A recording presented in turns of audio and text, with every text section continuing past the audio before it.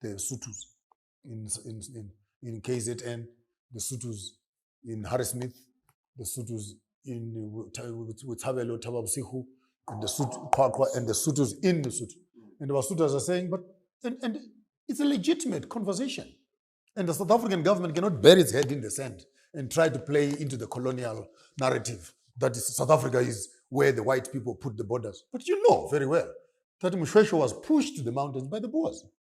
And then they met that river. When he rolled stones on them, then they said, you stay across the river, don't cross over here. But Ntawabasihu and Tabangchu and all these places are shrines which belong to Mshweshwe. And so when you look at, if now Basotho can say we want our land back, it will be very interesting to see how the South African government will react to a cultural imbalance which hangs on the necks of colonial history.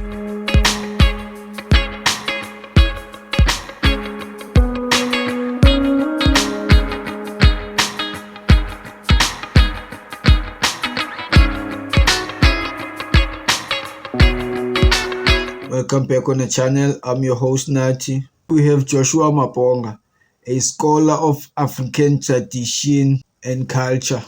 It is only you who can free you from your mind. You can emancipate yourself. If you are new in the channel, don't forget to subscribe. Let's go. So what went wrong? It's not what went wrong. It is this default that we are looking at, where those that went into power are the milder version of the real cries and the pains of the people. So what has happened? Our military generals, with the government instruments in their hands, have become the sole beneficiaries of the economic system to benefit themselves and their families and their comrades and etc. Yeah, the Congo issue, again, people must not look at short-term solutions to a long-term problem. You know that there are Hutus and Tutsis in Uganda. There are Hutus and Tutsis in Burundi. There are Hutus and Tutsis in Rwanda. There are Hutus and Tutsis in Congo. So as you are coming from Uganda and Tanzania also, you want to look at that whole belt that is going through the Great Lake region, touching into Congo, into Tanzania and Kenya, and walking straight into Rwanda. That whole belt is full of this mixture of this breed of people. In the few weeks ago, of course, the Sutus in KZN, the Sutus in Harrismith, the Sutus with Tabelo, Tababsihu, and the Sutus in Lesotho. And the Basutas are saying, but and it's a legitimate conversation. And the South African government cannot bury its head in the sand and try to play into the colonial narrative that South Africa is where the white people put the borders. But you know very well that Mshweshwe was pushed to the mountains by the Boers. And then they met that river. When he rolled stones on them, then they said, you stay across the river, don't cross over here. But Ntawabasihu and Tabangchu and all these places are shrines which belong to Mshweshwe. And so when you look in, for us to understand the Congo, we need to understand exactly what's happening here at home. That if now Basotho can say we want our land back, it will be very interesting to see how the South African government will react to a cultural imbalance which hangs on the necks of colonial history. There is a conversation. It is already happening. The Basutus in Lesotho are saying some of the land in the Free State, some of the land in KZN is our land. We want our land back. Now imagine the Basutus that are in Tababsihu being killed by South Africans and being told, go back home. And they ask you a question, where is home? We have never lived in Maseru. We have lived here. So the political demarcations of Lesotho is over there, South Africa is over here, does not affect us because we've always been here. So by pushing us either to say, go back to Lesotho, and we are saying our home is here, it cannot be legitimate. Similarly, so the Basutus in Lesotho being chased away, let's say beginning to say, no, but your tribe is across the border there. You must go and join them that other side. This is the kind of politics you find yourself playing into the Congo space, where the Hutus and the Tutsis that are in Congo, because it's at the border of Rwanda Now they're being told, you must go back home to Rwanda. Or those on this side, they want to leave this side. But because Congo is so big, the developments around Goma have been very slow. But Goma is next door to Rwanda. So Goma has been a border of trade, of all illegal minerals. We are not even scared to say it now, that Rwanda's economy is actually built on the minerals of Congo. They were sanitized in Rwanda on their way out. Kagame maximized on those minerals and their abundance to build his country.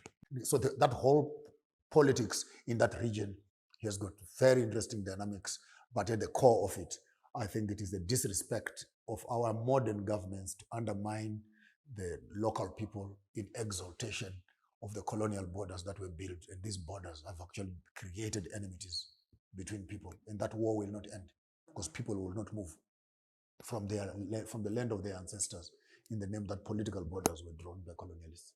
But had African Union been more healthy, I just don't know how I can send this message across, had the chairman of SADC, Mnangagwa, the chairman of COMESA, Ruto, the chairman of ECOWAS, and of course our new baby on the block, Traore,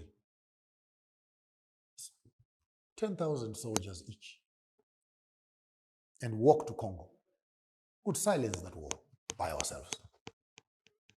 The One Africa Army concept, that's where it comes into place, that we need all our national armies put together to make one big army. Now put all those weapons together. Let's protect the African borders rather than protecting them from each other. Because I think that's a bigger agenda right now, where abuse is happening because of the smallness of countries. You can't expect a country like Lesotho to protect itself with less than 900,000 people. Botswana to muscle up against China, 1.4 billion people, and you are 1.1 million people. It doesn't make sense. Economically, it does not make sense. Hence, we think that the Chinese are a nuisance. They're not a nuisance. They are more, and they are more resourced than we are. And this thing of thinking that we are countries, we are continuously going to suffer as individual countries, whereas in the unity of our Africans, we're able to work together and protect ourselves against our enemies rather than killing each other. So it's a temporal solution, but the problem is quite a long-term solution, because America sooner or later must learn to mind its own business and allow Africa to compete honestly at the international market at the value of our resources. There's a lot of money there. There's a lot of minerals there in the DRC. What do you think is Trump's long game? Trump's long game is less to do with Congo, but it has more to do with China. Because I think America is losing its grip on the international political terrain. And Congo becomes very critical because of the production that is happening in America in terms of the jobs that Trump would want to create, the resources that they would want, Elon Musk's ambitious tasks of going to the moon, the availability of uranium, platinum, lithium, and not to mention, of course, cobalt and Coltrane and some of the Apple companies that are manufacturing cell phones, not forgetting the steel industry in terms of car manufacturing, which I heard Trump saying we're going to put the car industry back into. So he is talking like that. But when you take his words into policy, then where are you going to get the resources? Russia has closed its doors. It was one of the biggest suppliers of steel. Canada is tiptoeing around the power and energy treaties. They're saying, you're not going to mistreat us. They put on tariffs, say we are retaliating. So who is the weakest link? Where you can get the raw materials and still continue to be good on your word that you've already told the Americans. So surely Congo is becoming as a rescue package to allow the Americans to loot Africa again and feed in the market of their manufacturing and create more jobs for themselves. But I wonder if Americans will come with money to Congo or they're coming with guns. I wonder if they are coming to Congo to buy resources or they're offering protection. And while they're offering protection, they're looting. In exchange. This is Libya. We're not new. This is Afghanistan. We're not new. This is Vietnam. We're not new. This is Syria. We're not new to the American techniques of saying we'll give you security. But that security comes at a cost. So if Americans were coming to Congo with a business deal, not of security, no, a business deal of transaction and development like China. At least, even if we know Chinese are thieves, but put a road at least, put a bridge, build an airport, put some infrastructure at least, put a hospital over there. Don't just tell me that I'm going to be holding a gun to make sure that the Chinese don't come in here. But why the Chinese are not coming in here? You are doing exactly what the Chinese have been doing, which is looting for materials. And unless Americans have changed their ways, but I doubt it, 280 years later, I think the Americans are entrenched in their stealing campaign and their slavery mindset. It will be very surprising to see Donald Trump's policies changing towards Congo in the 21st century. Yes, that was Joshua Maponga. If you enjoyed this video, don't forget to subscribe. See you on the next one. Let's go.